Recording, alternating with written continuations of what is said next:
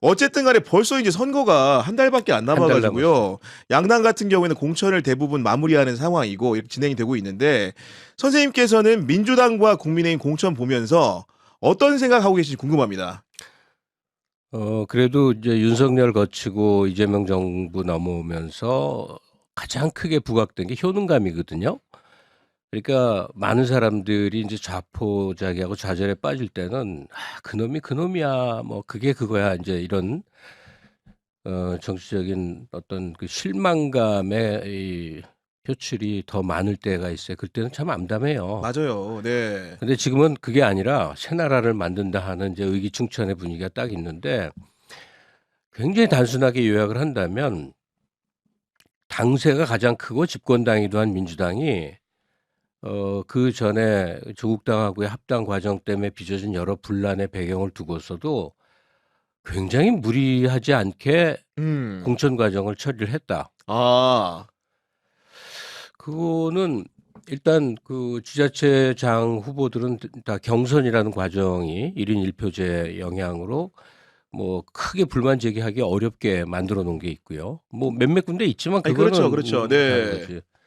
그다음에 재보궐 선거에서는 거의 다 전략 공천인데 그 전략 공천이 말썽나는 거는 결국은 한 힘을 가진 세력이 인제 자기 사람 심어 놓으려고 하는 데서부터 문제가 음. 발거지는 거 아니에요.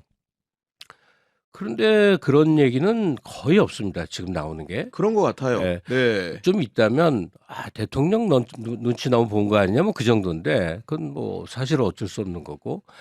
이 정청래 대표에 대해서 굉장히 논란이 많았던 지난 몇 개월인데 적어도 이 공천 과정 즉 당대표로서 이 대사를 치르는 데 있어서 상당히 역량을 음. 보여줬다고 생각해서요. 지금 정청래 대표에 대해서 고가운 감정을 가진 분이건 아니건 이 점에 대해서는 좀 인정을 해 줘야 되지 않겠는가. 그 네. 당장 국힘의 공천과 비교해 보면 바로 드러나는데 이거는 완전 사심 공천의 극치 아닙니까? 그것도 사신공천했지만 불복 사례를 통해서 다시 불복한 사람이 돌아오는 사례도 있었죠. 아니 그게 아니라 사심을 마음껏 발휘했는데 사심대로 된 것도 하나도 없어. 이 무슨 그러니까 장동혁이라는 예기치 않은 캐릭터 때문에 이제 민주당이 큰 덕을 보긴 보는 건데 음. 이제는 이 오픈된 장에서는 장동혁 지도부는 일종의 그냥 이 놀림감, 재미거리로 얘기되는 것 같고 다만 지방선거기 때문에 지역에 뿌리박고 있는 이 사람들의 이제 맨파워, 자기 능력으로 얼마큼 선전할 것이냐인데 뭐 당 이미지는 그냥 바닥이죠. 20% 간당간당 그 아래로도 떨어지고. 네. 그러니까 그 와중에서 이루어진 공천이고 그다음에 특히나 지자체장 공천에서 현역을 전원 재공천했다는 게 의미하는 게 야. 뭐예요?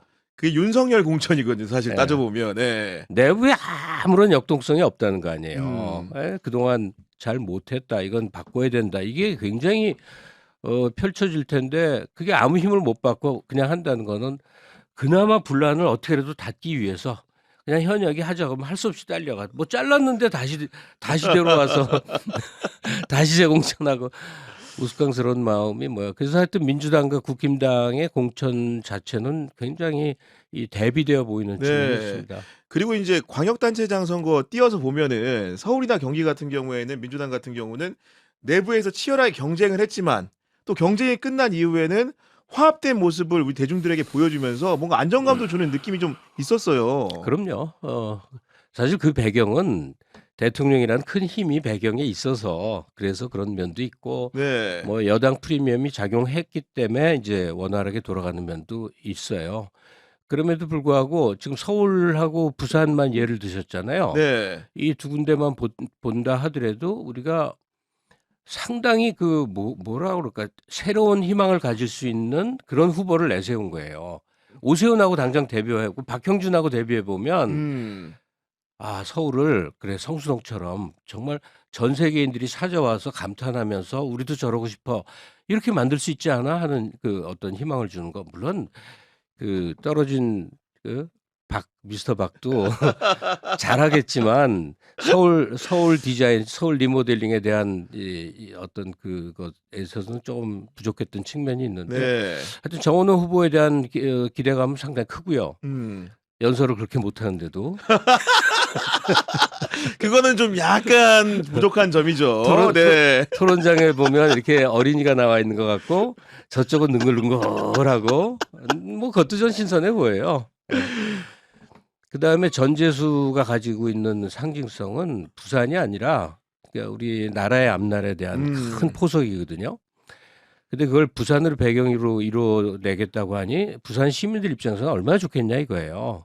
그러니까 부산 내에 견고하게 민주당은 무조건 싫어. 이런 이 여론 속에서도 재수는 그래도 해낼 거야. 네.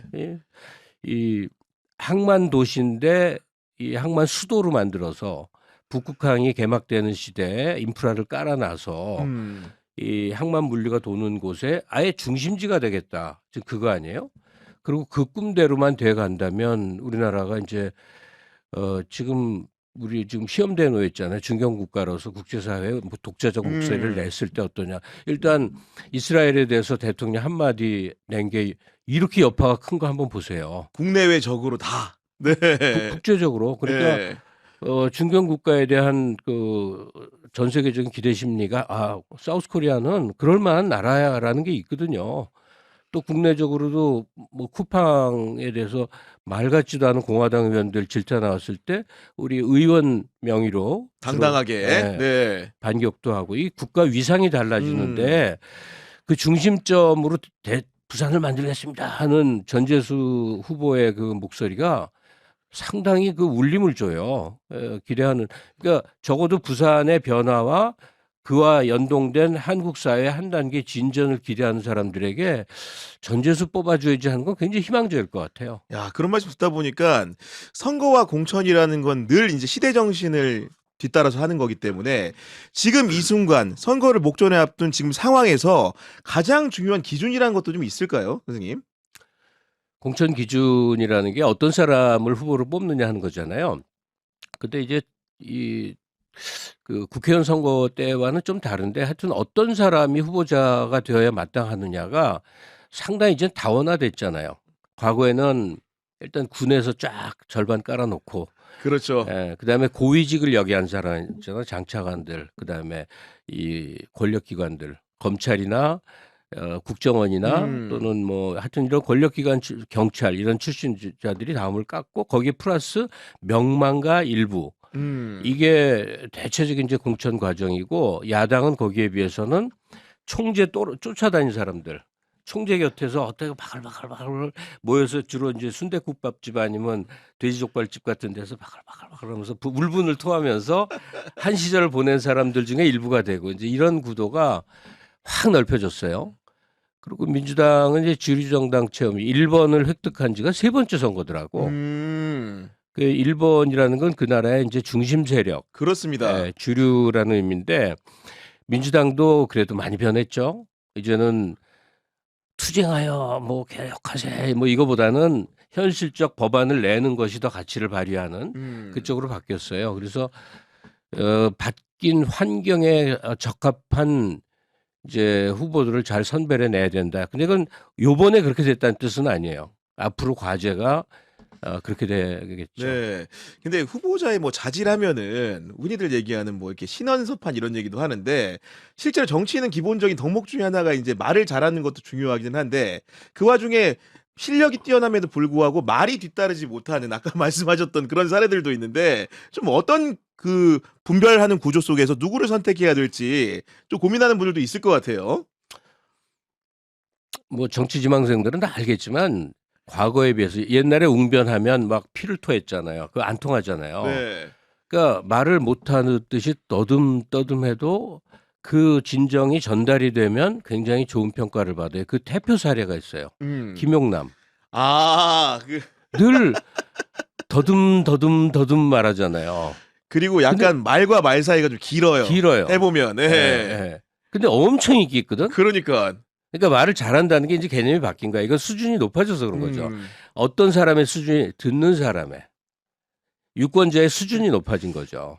더듬더듬 하는 것도 상관없고 말 매끄럽게 수미상관하게 착착착 끊어내는 사람들은 약간 오히려 사기꾼 느낌을 더 줘요. 저 충북의 지사 후보 된 양반 저 누구지 그 양반?